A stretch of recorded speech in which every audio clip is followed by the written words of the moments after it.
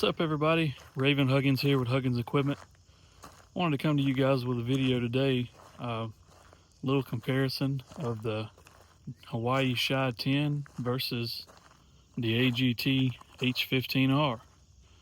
I sold AGT for my first year and a half, 2 years in business. Bought many loads of machines direct from them. They started off, as one of the main companies here. They really the only one you could get at the start of the time that were bringing them over in mass droves. But as time went on, and as of now, as more things have came to the market, better quality machines, the H15s and other AGT models are just kind of lacking.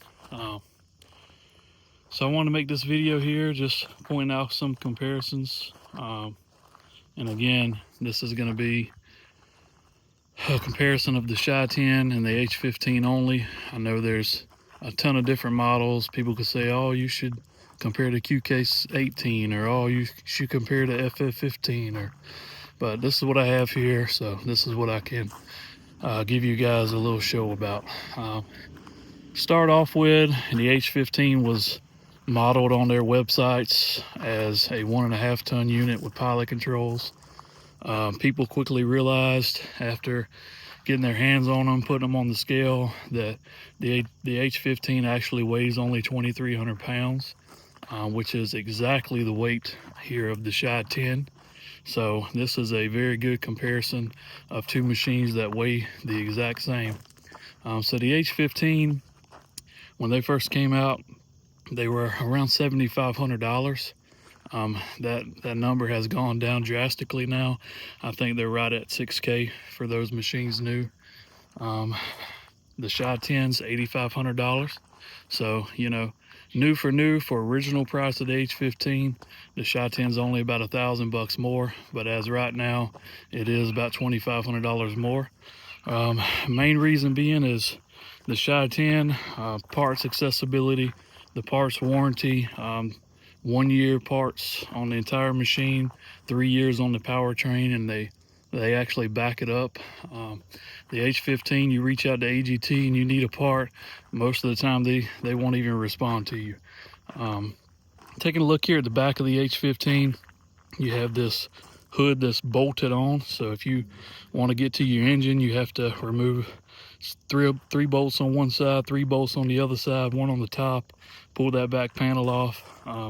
Inside there is it's like a metal box that they filled with some kind of concrete now that provides, an extra 100 pounds of counterweight or so.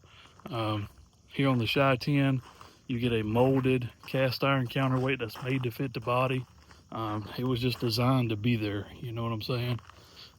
Taking a look down here, they have the exact same size tracks, same length, same width, but on the SHY10 drive motors, you get case drains. So that's going to prevent, over pressurizing your drive motors and blowing seals out. On the H15, you do not get that option. You just get regular drive motors with, your two hydraulic lines that go in the top. Taking a look here, you get a heavier duty sprocket on the SHY10. You get a cheap sprocket on the H15. It's very thin. Same amount of rollers, 2 rollers in the middle, 1 big roller on the front, or the idler wheel. And again, on the H15, they do put a muffler extension on here that comes out past the body, but man, that thing taps right there and it sounds like the engine's blowing up. So most of the time I take it off.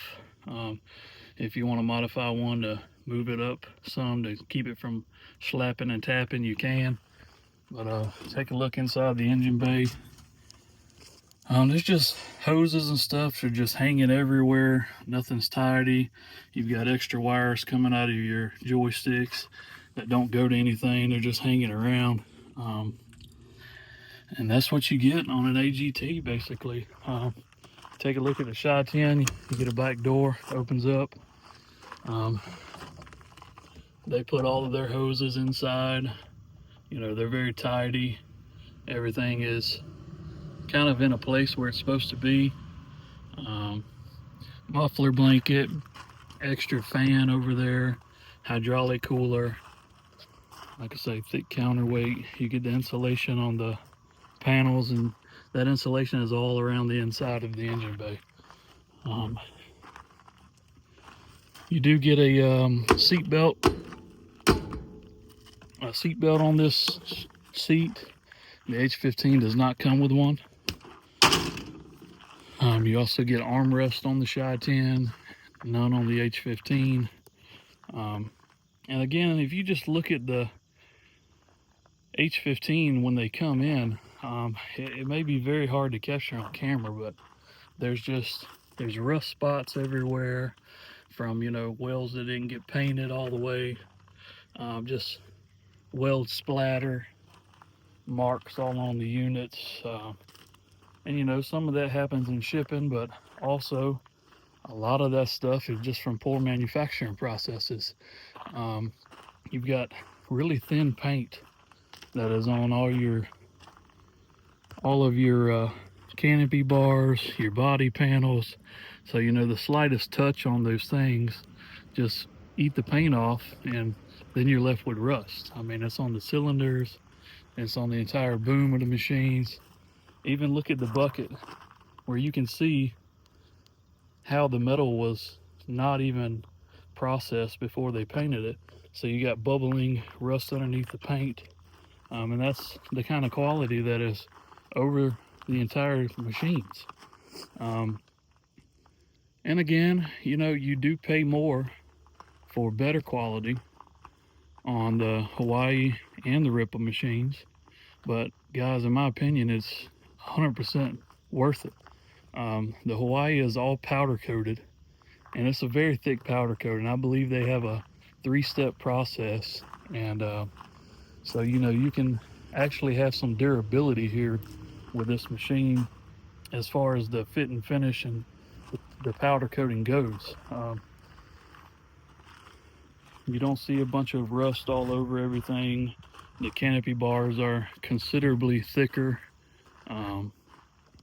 You know, and it's just the difference in quality of two different manufacturers. And also, I want to point this out, that AGT is owned by CFG Industries. So now they've started putting CFG Industry stickers on all of their units. I don't know if they're trying to save face from AGT themselves getting a bad name for quality, or what exactly has happened. But AGT is a company who basically outsources. So all of their units that they claim to make and that they sell, they actually just outsource to other smaller factories. So that's a big problem when you're trying to deal with them on getting repair parts and getting things from them, is because they are not the source factory. They use a lot of smaller factories. I know at one time they were using High Top to manufacture some of their units, and to my knowledge, High Top no longer works with them. Huayee is an OEM manufacturer, so what that means is they make what they sell. So basically, you want to deal with Huayee, they make the machines, they make the parts, all in-house, and you know, they care about their product because they produce it. SHY10 comes with a hydraulic thumb, 3-way valves. The H15 comes stock with just a manual thumb, and you see the hoses on the boom there. They just hang off the side. That's where you can hook up a hydraulic attachment like a thumb or an auger, but you can also add 3-way valves. They do sell those online. The pilot controls on the H15 are just fixed, so you do have to scoot your butt around it getting on and off. It is pretty comfortable once you sit on it and you're operating it, but the SHY10 has more room. You have your pilot control armrest here that flips up and down, so you can get off and just have more room getting in and out of the machine. You also do have a lot more leg room on there. boom swing on the SHY10, just a fixed boom on the H15. But just wanted to do a little walk around video because I had these two units sitting here. Most of the time I have guys who are skeptical about spending more money on the Huayee brand, but once they come here and they actually put hands and eyes on something cheaper while a Huayee is sitting beside it, most time it makes the decision very easy. You know, you really can't beat coming and seeing differences in person and actually putting hands on and getting a feel for different things in person. You can look at pictures online all day long and still not have a great understanding about differences on the machines. You say, oh, they're all Chinese made, they're probably all the same quality, built with the same parts. But guys, I've been selling these units for going on 3 years, and I can tell you there is big differences in manufacturers, whether a lot of people want to believe it or not. The SHY10 has been doing great. Haven't had any issues out of them. Again, they take their time building it, and they put the hydraulic cooler to mitigate overheating issues, the fans, the extra muffler blankets and stuff. All those things matter a lot when it comes to one of these gas-powered machines, especially down here in the south where it's 100 degrees in the summertime, 110 degrees in the summertime. You know, those gas engines do get hot in there. So taking some extra steps on trying to mitigate the issues definitely makes a big deal. But anyway, thank you guys for watching, and I hope this video finds you well. If you guys have any questions, concerns, comments, or your own opinion about the units, feel free to drop me a message, drop me a comment, like and subscribe. You guys have a great day.